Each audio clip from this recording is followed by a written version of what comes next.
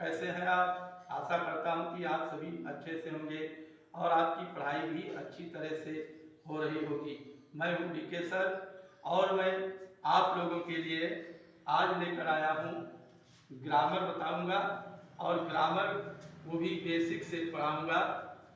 आज हम आपको आर्टिकल पढ़ाने वाले हैं जिसमें 3 शब्द आते हैं ए, एन और दी, लेकिन आज हम आपको केवल ए और एन का प्रयोग बताएंगे जो कक्षा 6 से लेकर 12 तक और इससे ऊपर भी तमाम प्रतियोगी परीक्षाओं में भी आता है।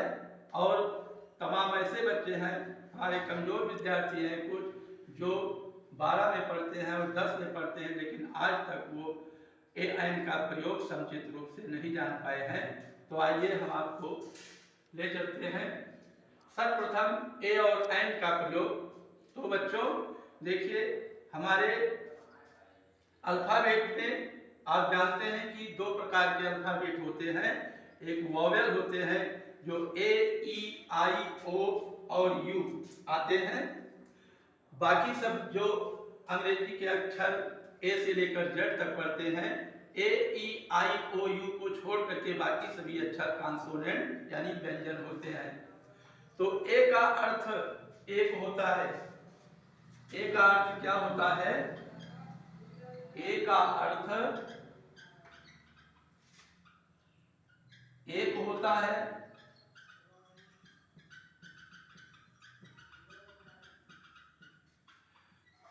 और एन का भी अर्थ एक होता है।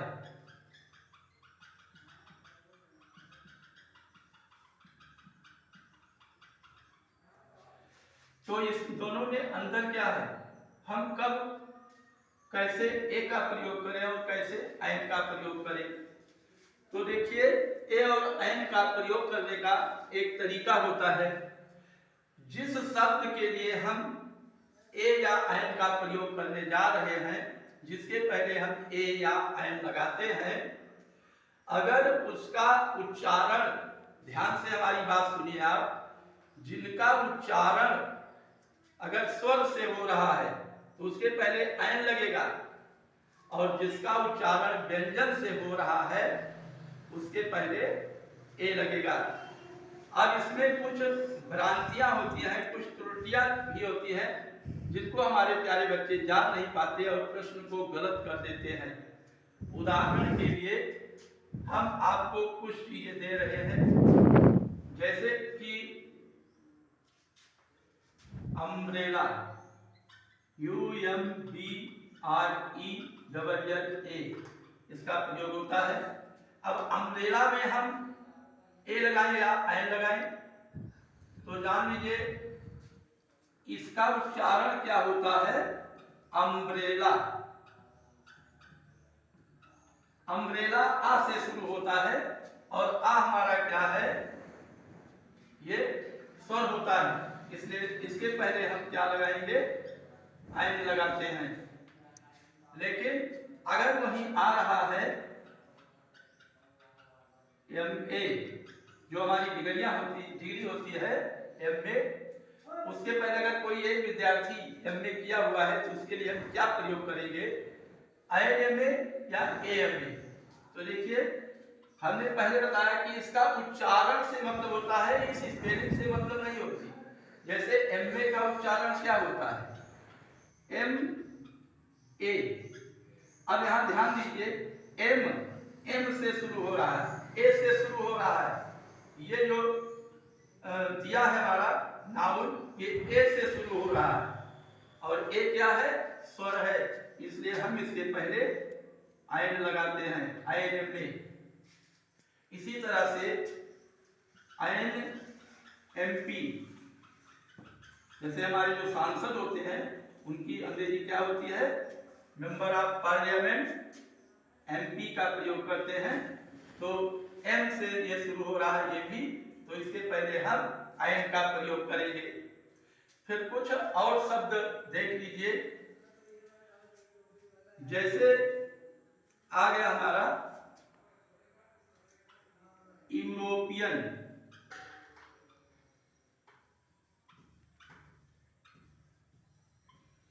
ये है यूरोपियन।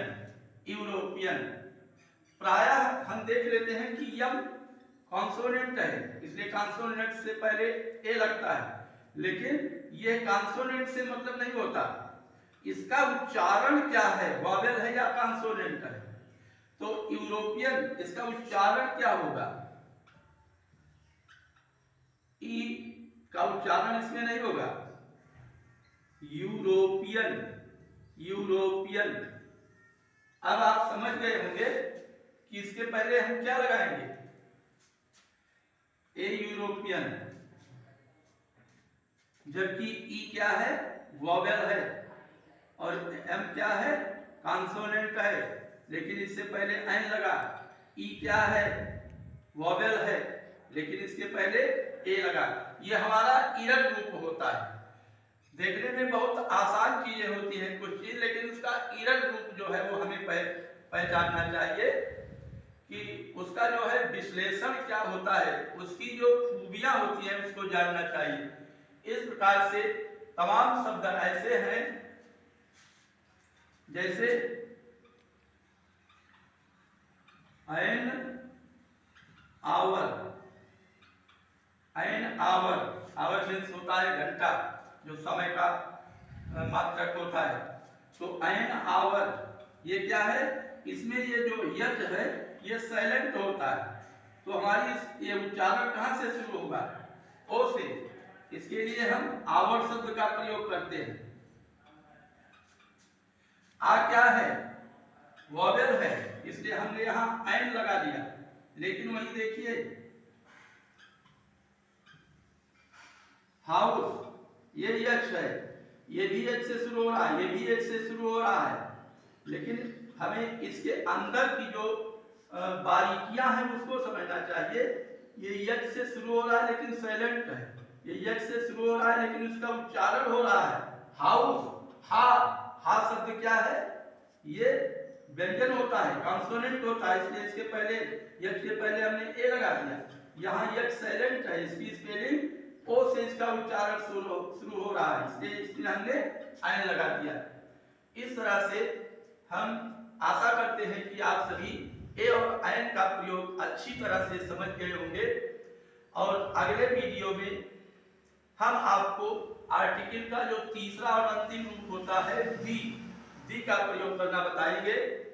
आशा करते हैं कि आप हमारी पढ़ाई से संतुष्ट होंगे और इससे लाभ भी प्राप्त करेंगे अगर आप ध्यान से पढ़ेंगे। और इसके साथ हम ये भी निवेदन करते हैं कि अगर आपको हमारा ये ज्ञान आपकी समझ में आया हो, आप इसे पसंद करते हो, तो हमारे वीडियो को लाइक, शेयर, सब्सक्राइब और कमेंट करना न भूलें। और प्यारे बच्चों, कमेंट में ये अवश्य बताइएगा कि ये हमारी पढ़ाई आपकी समझ में आ रही है या नहीं, और आप कहाँ से पढ़ रहे हैं, इस बात का भी उल्लेख कीजिए। नमस्कार।